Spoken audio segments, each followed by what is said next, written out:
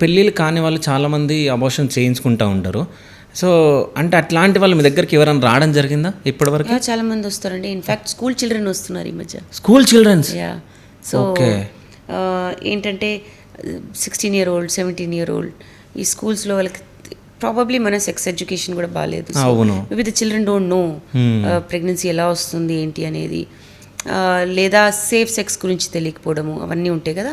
So school children also are you know ఈ problem వస్తుంది వాళ్ళకి. సో చేయించుకుంటున్నారు అబార్షన్స్. పేరెంట్స్ దాకా వెళ్తుంది. అబార్షన్ దాకా వెళ్ళిందంటే పేరెంట్స్ కన్సెంట్ ఉండాలి, మైనర్స్ కాబట్టి. ఇంకా మేజర్స్ గురించి మాట్లాడాలంటే చేయించుకుంటున్నారు చాలామంది. పెళ్ళికి ముందే సెక్షువల్ యాక్టివిటీ ఉండడం, the thought is now it's not wrong, because అన్ని విధాలుగా కంపాటబిలిటీ ఉంటే పెళ్లి చేసుకుంటానని అనుకుంటున్నాను, విచ్ ఇస్ నాట్ రాంగ్ కదా.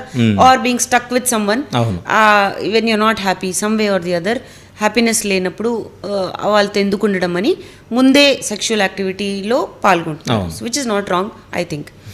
సో ఇలాంటప్పుడు ప్రెగ్నెన్సీ వచ్చిందనుకోండి, అబార్షన్ చేసుకోవడంలో తప్పు లేదు. బికాజ్ ఆ రిలేషన్షిప్ గురించి మీకు తెలీదు, సర్టనిటీ లేదు, పెళ్లి చేసుకుంటారో లేదో తెలీదు, మంచోడో మంచామెనో తెలియనప్పుడు ఆ డెసిషన్ తీసుకోవచ్చు. కాకపోతే దానికి కరెక్ట్ వీక్స్ ఉన్నాయండి. అది దాటిందంటే pregnancy Indian government doesn't allow.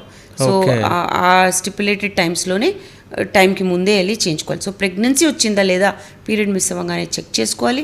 వచ్చిందనుకోండి అబార్షన్ చేసుకోవాలి. చేసుకోవడంలో తప్పు లేదు, ఇప్పుడు మరీ ఎక్కువ చేసుకుంటా పోకూడదు.